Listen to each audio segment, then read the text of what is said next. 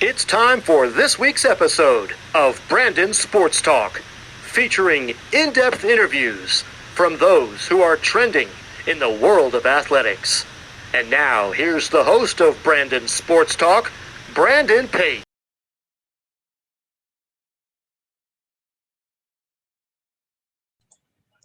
Welcome back to Brandon Sports Talk. In today's episode, I had the privilege to interview the two owners of the Puck Authority. How are y'all doing today?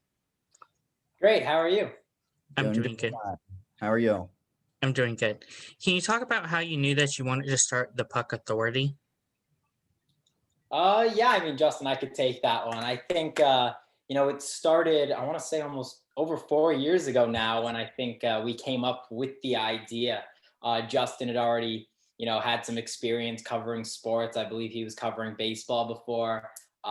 We knew each other back in elementary school and middle school. So we were always pretty good friends. And we started a different website together a long time ago, not sport related, but eventually it got to the point where, we were both always talking about sports, and it got to the point where just a lot of hockey talk, and it was a lot of different ideas for content. And I think that's where the whole idea originated, saying, you know what, why don't we start our own site where we can put out different styles of content, not the typical news that, you see everywhere else, but more informative and analytical pieces as well. Justin, what type of hockey do you cover on your blog? Yeah, so we cover a variety of things at thepuckauthority.com, ranging anywhere from women's hockey to the NHL to the ECHL to the Canadian Hockey League, which includes the WHL, the QMJHL, the OHL. And then most recently, we've kind of diverged into the NCAA and U Sports, though none of those are heavily covered, but we did add, nonetheless, university hockey this year to mix things up a little bit. We got stronger on our ECHL section. Obviously, women's hockey was something that we both pushed ourselves further into with the NWHL as well as the PWHPA in different respects. So it's been a fun venture. And like David said, we've, talked about ways to create, strong content across different platforms and different leagues. And I think we've really accomplished that. And this is only the beginning of something that we believe is, going to be great in the years to come. David, whenever it comes to, of course, the NWHL, what kind of stuff do y'all cover in it? I think the biggest thing in regards to the NWHL and women's hockey in general is the fact that a lot of the time professional women's hockey hasn't received equal coverage. So that's something that we obviously have noticed. And we got our start with our first set of credentials covering women's hockey in the CWHL. And from the beginning, I think we both wanted to, first of all, become more familiar with the women's game, but also give it the equal coverage that it deserved. So that became a big part of what we were trying to do. And as well, I think that another huge aspect of the site was the fact that it's not just the top NHL players that have good stories. Hockey players, whether it's in women's hockey, the OHL, ECHL, everyone has good stories that we want to be able to tell. So I think that was definitely a big driving factor in the site. And I think when it comes to women's hockey, there has been a lack of coverage. So being able to provide equal coverage and informative coverage is definitely something that we pride ourselves on. Justin, whenever it comes to the NHL, what kind of coverage do you have on that? Yeah, so that's a great question because we've done a lot of, just kind of general news coverage over the last couple of years. And then this year, what we did was we rounded out a full NHL staff where we have a beat writer in as many cities as possible that have an NHL team. And then they do direct coverage, whether it be unique stories on a player to, a game day story to, filing a unique opinion story. So really, we do a whole range of content, and we give our writers, free range to do however they feel, obviously keeping it professional and appropriate, but nonetheless, we give them the range to kind of pick from that, variety of things. And really, we've knocked out our coverage this year, and we're heading into a unique playoff situation where we have the Scotia North Canadian division against the rest of the league. So we're aiming to do some really unique isolated coverage that will, well fit the Canadian League, or rather the Canadian division, and how that's all going to work out, because I don't believe that the Canadians are going to see an American team until the Stanley Cup final, if that is in fact the direction that the NHL structure goes with. And then with that, we're going to see the way that American teams, really fight tooth and nail, especially in the in the next week or so, which will be the last 5 or so games for most teams, at least in the Canadian division. And so, again, we're going to see some really unique content. And again, that's something we really we really pride ourselves on, is giving the writers the free range to, express themselves and share that, passion within the stories that they write, again, regardless of what it is that they decide to write on and how they decide to write it. So I think that's something that's really big for us and something we continue to look forward to. Can you talk about, of course, Justin, what the process is like for freelance writers? Yeah, so it's interesting because, again, we're still in a phase of our website where we're not exactly paying yet. So everyone who works with us is considered freelance. And so, what that does, that gives them, a little bit of a comfort zone to whether they're someone who's getting started or someone with experience looking to build on before they go elsewhere to get paid, or someone who sticks with us and believes in our mission and our vision to grow it to a point where we can start paying writers and really become something bigger than ourselves right now. And that's something that we're heading into. And I'd like to say that, before the pandemic, we were heading really successfully in that direction, but then COVID-19 kind of stalled everything and any progress we were making, because sponsors became reluctant to, give us those dollars and support. But as we head into a summer that is starting to look more up than down, I think we're going to start heading in that direction and be able to provide those writers, or rather compensate them for the hard work that they're doing. But it gives them a platform to use their voice and to share their unique work and the quality work that a lot of them do, as you see with us on a daily basis. And I think that that's something that's really unique, because a lot of them, I'd like to say most of them have had experience elsewhere, and they just come to us because they believe in what it is that we're trying to build and what we're trying to accomplish. And I think that's really special. And just a little bit of a follow up, if I may. One thing that I think is very important that we do that a lot of other outlets don't allow is credentials. And that's something that once we see, I mean, when we're bringing on writers, it's not necessarily that, you come write for us and you're going to get credentials. However, we reward when we can't compensate. When we can't compensate certain writers, we will give them credentials to cover their local ECHL teams. Some have gotten NHL credentials, some have gotten AHL credentials, CHL, all different leagues, really. So really, what a lot of places don't necessarily offer, we try to reward our writers with the opportunity to actually get that professional writer's experience, getting the access, first-hand access to players, going in the locker rooms, being a part of the press box. So that's definitely something that I think is pretty important and a valuable experience for writers looking to make a career out of this. And we certainly see that, because, again, the last thing I'll follow up on is credentials we offer after we see over a certain period of time that the writer has become strong enough that they've proven that, this is their next step. So we've been able to provide credentials thus far in women's hockey, the American Hockey League, the Canadian Hockey League, the Eastern Coast Hockey League. We've credentialed ourselves to the National Hockey League for the Dallas Winter Classic last winter, and we're continuing to build on that. So it's really great to see the progress we've made, and that, even though we're not compensating, we are still rewarding in a certain way. And I think that that's something really unique, because you don't see that at other platforms too. I'm not going to name for privacy purposes, but nonetheless, it's something that we feel that we're confident in once we see that, a said person has devoted themselves enough to us that, we see them as a long-term piece. David, whenever it comes to, of course, covering the NCAA, can you talk about covering the NCAA, and do you cover both men's and women's hockey in the NCAA? For sure. I think, again, like other, I don't want to say junior leagues, but more development leagues like the NCAA, and it relates again to like the CHL.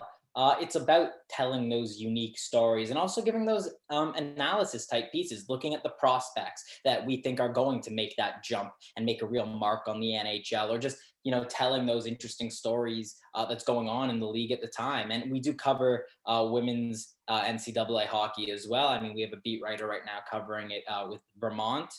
They're covering both men's and women's hockey there. So I think one thing personally, what I like to do is I think more of my personal coverage ends up being more in terms of the prospects and telling some of those unique stories for both men's and women's, who's going to make the jump to the pro leagues, who are going to be those names that you need to keep an eye out for and who are really going to become household names. But again, I think all of our writers have different areas of strength. Some are more, covering games and different stories and trying to, tell stories about a potential series. And then there's some that are mainly just trying to, give the inside scoop on players to look out for and things like that. Justin, whenever it comes to the PWLPA, what do you cover in that league? Yeah, so the PWHPA is, again, another way of, watching and providing content on the best women's players that have ever graced the ice. And within that, a lot of those players are formerly of the Canadian Women's Hockey League that shuttered its doors. I believe that was spring of 2018 after 12 years of operation. So this is now basically a players association fighting for equality, fighting for the rights to one pro league. And while there was a lot of divide between the National Women's Hockey League and the PWHPA when it first became a players association, especially under the legal terms of the group that they're under based out of Pennsylvania, we're seeing now how the NWHL and the PWHPA are talking to one another and, they're rooting each other on. And that's, again, we pride ourselves on providing the content surrounding these women who are fighting so hard for, a space to show the next generation of women's hockey talent that there is a spot for you and that there is a platform that can be provided for you. And, that's really what you strive for when you talk about equality and growing the game, and that hockey is for everyone, because these women show just that. They're taking time out of their day jobs. And so we tell those stories that,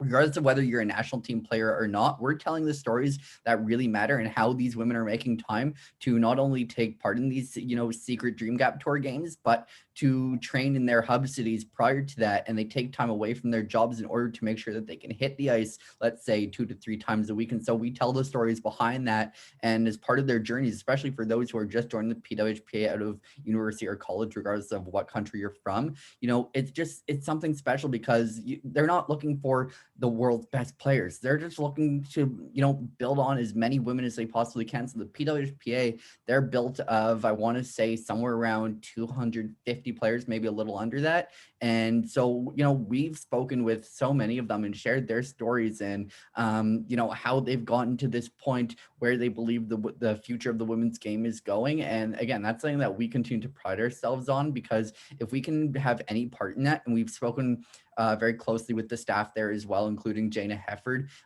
who is the operations consultant for them. We're very close with them, and we have been since the days that the CWHL was around. And so it's something that we feel, very passionate about, and we're very lucky to be part of, and that they trust us to tell those stories and to be part of their journey towards a brighter future and a more equitable future at that. David, whenever it comes to, of course, the ECHL, what do you cover in that? Well, one thing we've done, I would say, over the course of the pandemic and a little bit before, is we have grown from just a couple of ECHL writers to actually really having a whole department devoted to covering the ECHL. And pretty much, I'd say, at least one writer for every team right now. We've significantly diversified and expanded our ECHL coverage to the point where it rivals sites that are solely promoted or solely devoted to covering the ECHL. So I think that's been really interesting on our end. And when we are covering the ECHL, it's everything from, game day stories and recapping biggest events of the week. But we're moving on, not just from doing that, but also really telling more analysis pieces, analyzing signings, trades, free agents, that kind of thing, as well as telling those personal featured stories that are very important. I mean, one thing that I've really noticed is the fact that, ECHL players, they're hoping to one day make it to the AHL and maybe the NHL one day. And I think those are the players who, maybe it's those 35-year-olds who are still desperately clinging on to hopefully, make it to the AHL one day and things like that. I think those are the kind of players where you're going to get the best stories out of. And oftentimes they don't get that coverage they deserve. So one thing that I think we pride ourselves on is being able to find those and getting to speak with those players who have those interesting stories that I think a lot of the best players in the world don't have. For both of y'all, can y'all talk about, of course, how y'all keep track of so many leagues and manage all of it? Yeah, so I can start off there because that became really tricky at first as we just wanted to get as much coverage as we possibly could. And then what we did was we kind of built on a management staff composed of myself and David and two other guys, one of which again covers the NCAA in Vermont and another who covers the New Jersey Devils in Newark, New Jersey. And so we built on experience and, within that, our management team is composed of, three guys who I'd like to think have, great depths of management in different ways. Again, speaking of David and I, who have run a website prior together, then another one who previously worked with me actually covering at a baseball outlet before I transitioned into hockey, and he was in charge of the credential process for that website. And so we brought him on because he wanted to step his foot as someone in the United States who doesn't see a lot of hockey coverage to start providing that hockey coverage and start telling unique stories to, expand what it is that US viewers see. And so he's someone who, in addition to being a storyteller, helped us to compose a staff. And not only that, but kind of just, oversee everything that we do from, adding a certain league and writers to cover that respective league to, making sure that these guys are suitable, meaning that they have experience and that they're here because, they don't just want to get into a game for free with a credential, but they actually want to, they want to write, they want to build themselves a name. And so that's something that since then, adding our fourth person to the management team, which we did a couple months ago, I think just a little after the pandemic actually, is something that we really started to range out. And this one is for recruiting. So this one helps us to recruit those writers. And so one oversees, one recruits. I'm the managing editor and David is our CEO. So we all have a different responsibility in how our daily operations function. And I think that that's worked really well because we keep in touch almost every day just to, discuss what our next steps are, how we're progressing, what needs to be built on. And I think that that makes us really unique because I don't think a lot of people understand, how tough it is in certain cases to get to the point that we're at. But with the, dedication and devotion of everyone in these roles, it all works beautifully. And I think that, that kind of shares in, the passion that we really have to ensure that that hockey content is being provided on a daily basis and how, that's being done. And again, we are really proud of everyone who's helped us to build a vision that, was really no less than a phone call discussion during the winter of 2017. Then January 2018 came along and, we launched it and we're so proud of where we are now. And we've made such big strides and look to continue to build on that. When the pandemic, allows us to start getting in press boxes and into just arenas again. So really looking forward to that.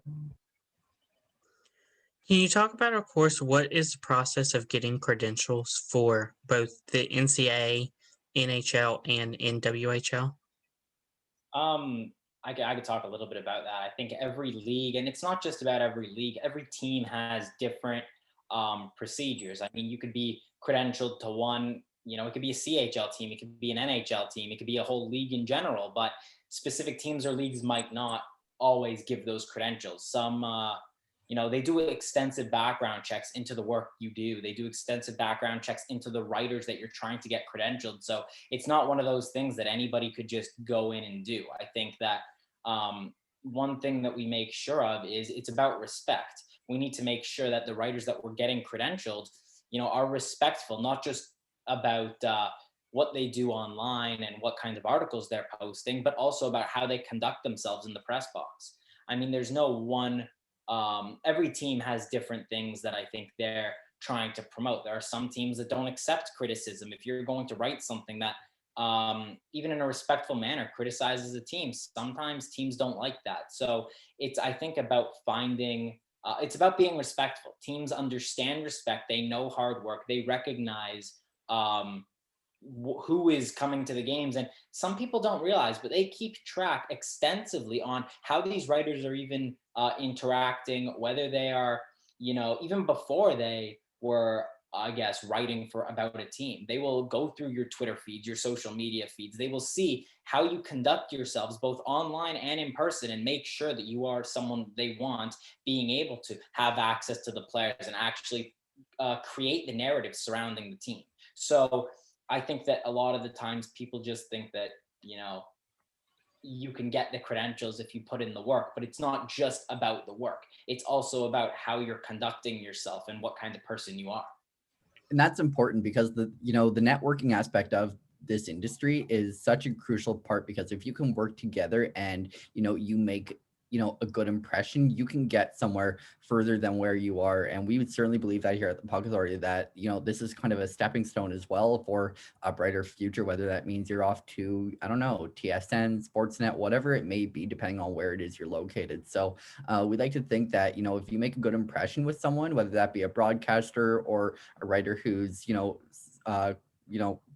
bigger than you, if that's something that you believe in necessarily, that you will make the next step. But as well, credentialing is also about getting the PR team to trust you of that respective team. And you get that by providing content on a daily basis. They will start to gain your trust, and with that, what that allows you to do is get more interviews, get more access to the team, whether that be game day practices, interviews on off days. It ranges from a whole bunch of things, but it all comes back to respect and trust, as David touched on. So I think that that's a really important part of the credentialing process. Can you talk about, of course, how has your time with Toronto, working with Toronto Six, how has that helped you with the Puck Authority? Yeah, so I can start off by touching on that, because I joined the Toronto Six in January of this year, after talking with the head coach and president, Digit Murphy, for a couple months prior, just kind of getting reacquainted with her, rather, because she's someone who I was lightly familiar with from the Canadian Women's Hockey League when she was with the Shenzhen KRS Vanky Rays. So after reacquainting myself, and we were very friendly, and she learned to trust me and wanted to see what I could do to help the team. And so I started telling stories for the team and their players, as it pertained to getting ready for the bubble in Lake Placid, New York. Then after that, I received an inquiry about the media relations role, and they didn't have anyone at the time, as they were just transitioning from one staff to whatever the next looked like. And so with that vacant position, I said, you know what, Digit, why don't I do it? And she said, do you have experience in communications? And I was like, yeah, I do. And she saw my journalism skills, and she was like, bang, let's go, let's do it. So I was like, all right, great, fantastic. And so with that, that's helped to build my journalism skills as a writer, because I'm doing these unique features that I wasn't necessarily doing at the Puck Authority, or at least not to a certain degree. And so it allowed me to build on my own range of telling the behind the scenes stories that we're talking about player journeys and how their lives have gotten them prepared for this moment, what with the impact of their families, the impact of their communities. And so I got to speak with Emma Woods, Natalie Marcuzzi, Kyla Grant Mentis, missing one more who I can't think of at this time, but nonetheless, it's helped me on a journalism stance. Then it's also helped me as someone with the communications background to work more with outside outlets. Again, we're talking like Sportsnet, TSN, the Canadian Press. It's helped me from a management standpoint, because at the Puck Authority, it's like the same thing, but we're just starting to build on credentialing and networking with people from outlets like that. So it's helped me, because I've gone to have those conversations when it comes to credentials and getting the inside scoop on players and telling their stories. And the Toronto Star is someone who I spoke with last week to tell the story about Kyla Grant Mentis, who won 4 awards this season for her outstanding rookie year, if you will, with the Toronto Six, after only playing 2 games for the Buffalo Beauts the year prior. So it's really, from a management standpoint and a journalism standpoint, really helped me to build my profile, build my experience, and ultimately build my name, help the Toronto Six grow. And now I'm going to take that to the Puck Authority, as I already have, and just continue to build on what I've already done as our communication / partner sponsorship lead, to really continue to enhance the quality of our networking and our daily operations. What is something that you learned now that you didn't know before starting the Puck Authority? I could touch on this one. I think that when you start something and you have the idea, I think that whatever the venture is, whether it's sport related, whether it's business, no matter what it is, there's always that vision that you have originally. And again, you have to be ambitious. You have to try, or else you're never going to succeed. But I think one thing that you don't always necessarily think of is, putting things in perspective. You have this vision, but you have to think of, is this attainable? But not just is it attainable, when you get there, how are you going to manage? Is this something you want to do? Is this something that you have the desire to see through till the end? Because if you want to, if you want to follow through and make and reach your dreams and your goals, you have to be able to follow through with it and put in the time. And it is a lot of work. And I think that, oftentimes it's something that people don't necessarily realize. I mean, you could launch a network right now, you can get thousands of followers, but not actually post anything because you're not following through on that work. And at the end of the day, when you're really thinking of what is this kind of grind going to be on a daily basis with everything else that you have going on and all of your other goals, I think it's just about making sure that you put things in perspective and you know what you can and can't do from a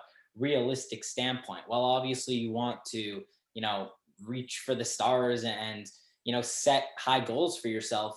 It's important to realize what you think you can do and what are not just attainable. I feel like that's a limiting word, but what you actually want. Is this something you want, and are you willing to see it through and put in the effort? Because it is a lot of work. And again, I just think that that's not something people always realize, how much work actually and how much sacrifice needs to be put into actually making it become a reality.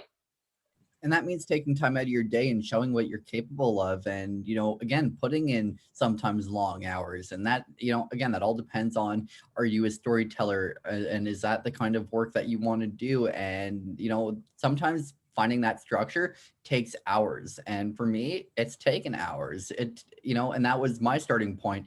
And so it all depends, what kind of person are you, where does your devotion stand, and how is that going to help you? And so I find that you really have to find it within yourself if that's something you believe in. Some stories to write take months to complete, and it's because gotta wait for the right time. Sometimes it's about making sure you get all those interviews and making sure that it's the right time. I mean, there are articles I've written that you want to post right away, but they take months to complete, and it's just a very interesting, and it's a time consuming process for sure. Do y'all have any future plans for the Puck Authority?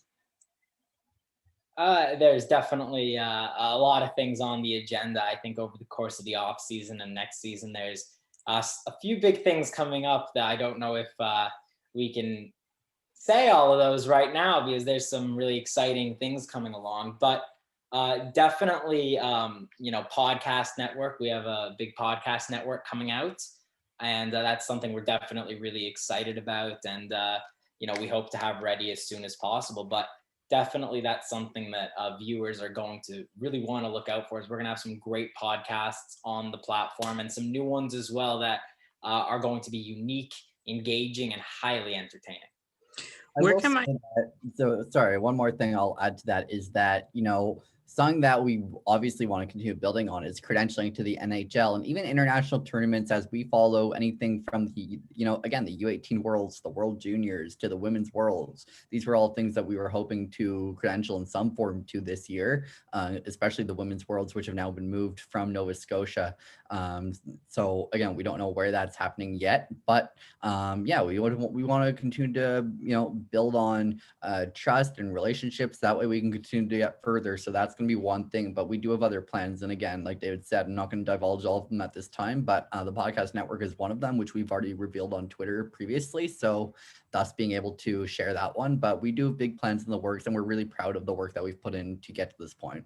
And I think one last thing, if I may, is just before, the shutdown last year, I think right before the pandemic hit, I mean, it was a crazy few months for us in the terms of a lot of the things that our writers were given the chance to cover, what we were covering, whether it was the Hockey Hall of Fame induction ceremony last year, or the Winter Classic. I mean, we've been at a lot of things and have really grown the site in the past or last year. And, I think over the course of the pandemic, as tough as certain things have been in regards to access to players and stuff, we've also been given a lot of opportunities and have made the most of a lot of things and continue to grow the site. But I definitely think that once, things are a bit, I don't want to say back to normal, but I mean, once, things are back in person, we've been sending writers getting credentials this year so far, whether it's been virtually or we have writers in person attending games too. But I think next year when leagues are more comfortable getting things back to normal, hosting big events, we have a lot of things in store. Where can my listeners find you at on social media? Yeah, so our listeners can find us at a variety of platforms. Again, obviously Twitter being one of the big ones, at Puck Authority 1, where we continue to build on coverage, and we share our source news there, and our content and podcasts that we're both included in, as well as the podcasts that our own writers host. So that's all at Puck Authority 1. You can find us on Instagram, where we share all sorts of really neat graphics, courtesy of one of our own talented graphic designers, Jasmine Yen. So that's at Puck Authority, at the Puck Authority. And Facebook is something that we don't really use anymore, but that's at the Puck Authority regardless. If that's something that interests you to see the kind of work that we were doing on Facebook, then we're really just find us at thepuckauthority.com. For all our audio, we're on, Apple Music, Spotify, wherever you find your podcast. So we're really just continuing to build on that, and we're hoping that for our podcast to all be in one place, from everyone that hosts and those who want to join our growing network. That's going to be at tpanetwork.com. So that's something that we're hoping in the coming weeks really comes together, and we're looking forward to continuing to build on partnerships with those who want to get involved with us, and those who have already put the dedication with their own podcasts and are just willing to join the TPA podcast network as a way to get further listenership and ultimately grow their name more. Thank you again, both Justin and Dustin, for your interview, and best of luck with the Puck Authority. Thank you. Thank you. You can find Brandon Sports Talk on Facebook at Brandon Sports Talk, Instagram at Brandon Sports Talk, Twitter at Talk_Brandon, and you can find me on YouTube at Brandon Sports Talk. Don't forget to like, comment, and subscribe. Thank you again, Justin and Dustin, for your interview, and best of luck with the Puck Authority. Thank you. You've been watching Brandon Sports Talk. Please feel free to like, share, and subscribe to Brandon Sports Talk on social media and on YouTube.